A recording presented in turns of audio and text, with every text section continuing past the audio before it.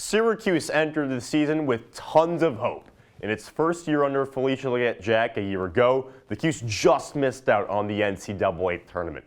The Orange returned superstar point guard De'Asia Fair, prolific scorer Georgia Woolley, and two-way guard Elena Rice. Plus, FLJ bolstered the front court in the form of four-star freshman Alyssa Latham and Michigan transfer Isa Varejao. The first true test for Syracuse was a mid-November game at Maryland, a team that was ranked at the time. It was close the whole way, but the Terps held on to win by 2. So after the hiccup in College Park, the Orange rattled off 7 straight wins before a New Year's Eve clash against number 13 Notre Dame. It was a back-and-forth affair, but SU and Fair in particular had another gear in them in the fourth quarter. Syracuse won and entered the new year 11-1 and ranked for the first time in the FLJ era. The Cuse took some lumps in Chapel Hill, but rebounded over the next few games. On January 18th, 4 days after Fair notched 3,000 career points, SU hosted number 15, Florida State. The Seminoles blitzed the Orange in the first half. It looked like the Cuse couldn't keep up, but Syracuse played with tremendous spirit and triumphed over FSU. Fair poured in 9 three-pointers, by the way, in the win. 1 week later, SU went to South Bend, a place that they were 0-19 in, and won. And it was impressive, a defensive masterclass in the fourth quarter. The Irish forgot how to play basketball. With Syracuse sweeping Notre Dame, it thrust FLJ's squad into the national spotlight. But then SU was served a slice of take-it-easy pie. Virginia Tech poured on a lot of points behind Georgia Amore. She dropped 29 and Tech took it by double digits in the Dome. 4 days later, SU was outplayed again by a very good Louisville team. But look, there's no shame in losing to Virginia Tech and Louisville. The Orange got back off the mat and have won all 5 games since then. And that included a revenge win against the Cardinals a week and a half ago. Sure, there was some controversy that ended the game on a foul call that resulted in a pair of fair free throws, and SU won by 1 because of it, but a win is a win. Syracuse is 22-4. It's ranked number 17 in the country. They could grab a 4 seed in the NCAA tournament, all for a team that was projected to finish 9th in the ACC. There aren't too many stories better than Syracuse this season. It's become abundantly clear recently. Syracuse guard Quadir Copeland is having a moment. Drives to his right, puts up a layup. No, but Copeland with the putback slam. Quadir Copeland behind the back pass to Brown, and he finishes with the reverse layup. Copeland drives to his right, a spin move, splits 2 defenders, and lays it off the glass and through. I'm dizzy after watching that spin move. Up top to Copeland, drives to the hoop, pushes down Bumbelow, and makes the layup. Copeland snatches that ball to midair, puts it up, off the backboard, it goes through, and the foul. The locker room guy, Quadir Copeland, putting smiles on Syracuse fans' faces. Anyone within the SU program would vouch that Copeland is a locker room guy. The sophomore always has a positive energy about him. But over the last 3 games, the Philly native has been more than that. Copeland has recorded double-digit points and at least 20 minutes in each of those contests. Syracuse.com columnist Brent Axe foreshadowed the guard's recent surge back in October. I talked to 10 players at Media Day, and all of them either specifically and only said Quadir or mentioned him. And people I talked to off the air, if you will, they're just like, man, Quadir, he's killing it. One person that knew that Copeland was different was his first high school head coach, Gettysburg High's Lawrence Williams. I watched him throw himself a self-lob pass in the middle of the game and dunked it on the kid. And I didn't react because I'm like, I expect that from him. But everybody was like in shock at that kind of creativity in the middle of a game. Copeland dazzled with creativity in a 15.5 assist outing against Oregon nearly 2 weeks ago.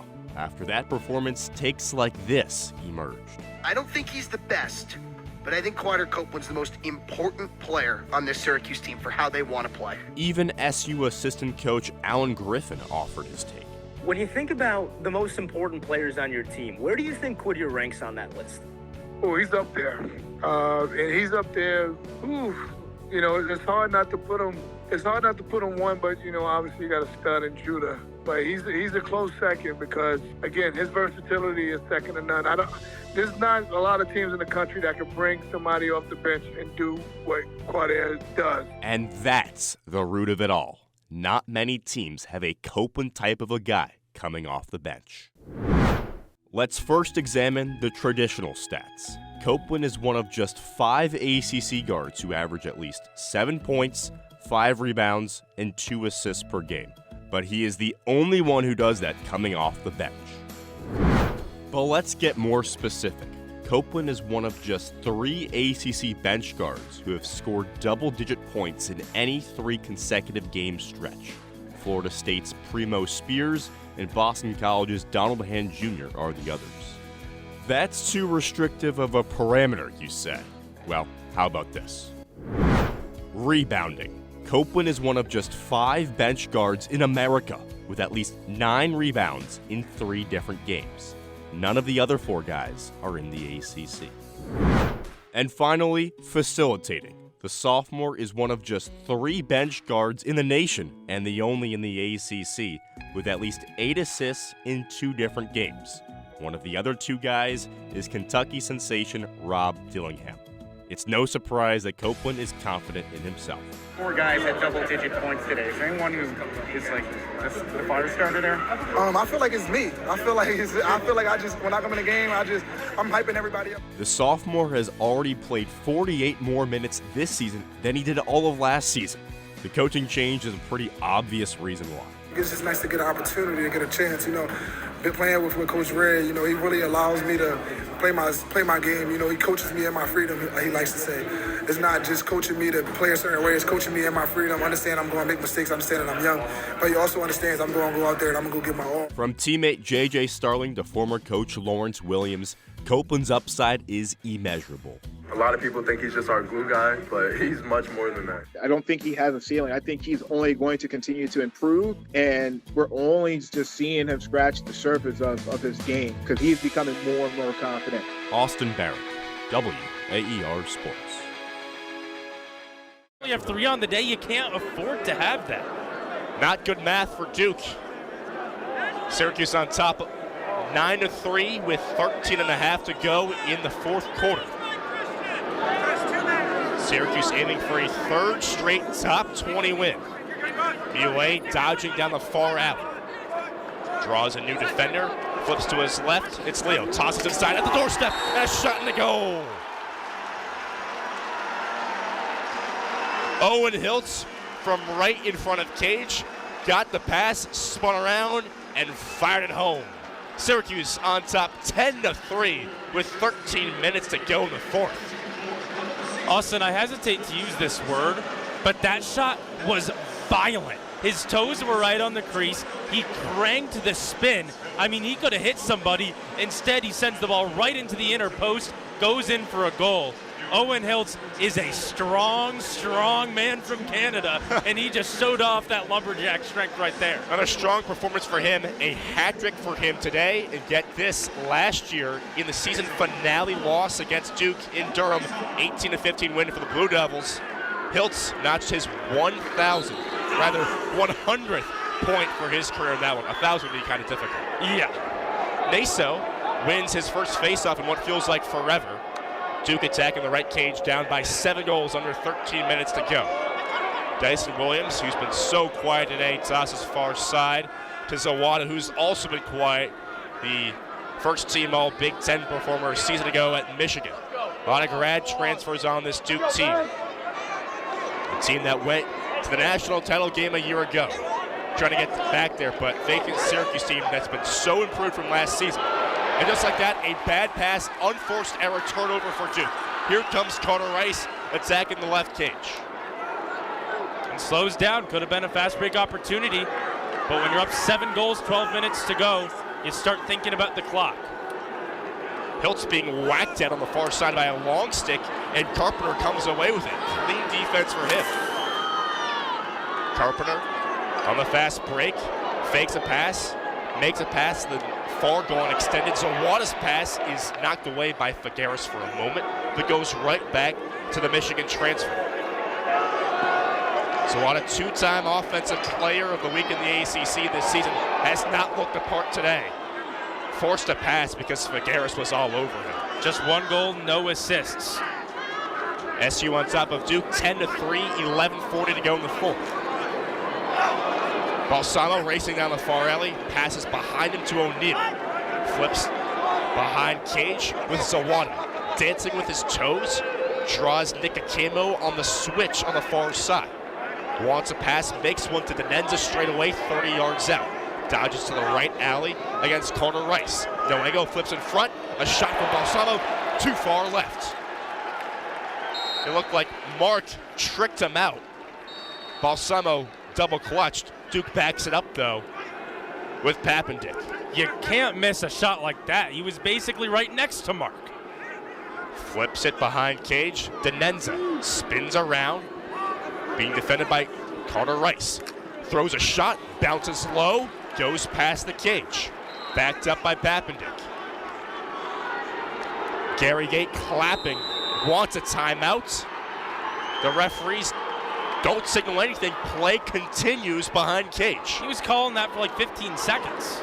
Zawada being yanked at by Figueres' stick. Circles all the way around to the far side. Tosses straight away to O'Neal. Left-hand cradle, dodges to the right side. Powers a shot past Mark. Finally, Brennan O'Neal, for the first time today, the Tewaaraton winner from a year ago, scores in the fourth quarter. Cuts the lead to 6. Syracuse still on top, 10-4, 10:30 to go in the fourth frame. SU men's hoops had to dig deep to get past Cornell last night. Welcome to sports. I'm Austin Barach. The Orange led by just 3 at the half, and by that same margin with 2.5 minutes to go. But Cuse point guard Judah Nantz, who staved off foul trouble, poured in a game-high 28 points to push his team to the 81-70 win. Let's take a look at how it all played out last night in the Dome. All right, so first off, Justin Taylor kicks out to Nantz, who hits a corner 3. That's going to be a theme here, folks, in this one for Judah Nantz. Later on in the first half, Kyle Cuff, oh, look at him steal that, glide in for the easy deuce on the transition. Syracuse up 22-14. Later in the first half, Taylor on the break lobs it up, and McLeod thunders it down. Syracuse up by 13, but Cornell, they wouldn't go away. They'd keep hanging around. Cooper Board right here nails the corner 3 to keep it to a 3-point lead at the break, 34-31 Cuse. Second half, though, Syracuse blitzed them. They just came out of the gates, guns a-blazing. Chris Bell right there hits a triple from the corner, a shot that he loves to do, time in and time out. Later in the half, Nantz, you don't want to leave him open again. He nails another 3. But again, Cornell stuck around. They did not go down without a fight. Here we have Isaiah Gray, who yams it on Kyle Cuff to make it a 3-point game, but Cornell couldn't hit their shots. Syracuse gets a couple of easy slams. Quadir Copeland, the 2-hand flush, and then later on, just for good measure, Copeland to Nantz in literally the final seconds to make it an 81-70 victory. So the Cuse get it done. Sup, folks? I'm Austin, and today, using this non-connected mic, you'll get to learn a little bit more about the fellas on the team, because I'll be asking them some totally normal questions. Let's go. We're here with Ethan Like.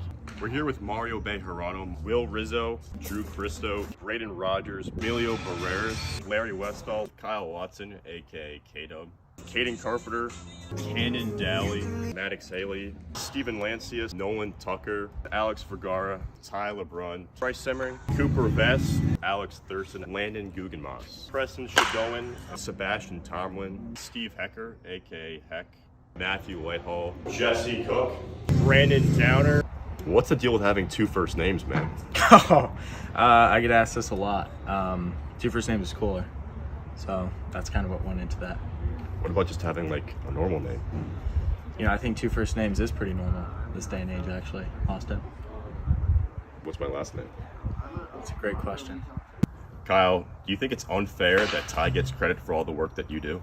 100%. Like, I've been thinking about that all summer. This is the second summer in a row. Yes, I do. Is it about time that people appreciate what you do? Next question is blasphemy. Yes. Drew, in high school you were elite in football, basketball, and baseball. How sick was it to be the big man on campus? It was good, but if you weren't on the campus, I wouldn't be the big man because you're way bigger than me. So I got lucky. But you got me in the LBS department. Yeah, I definitely do. I don't know if that's a good or bad thing yet. It's a good thing, trust me. Okay, I'll take your word for it.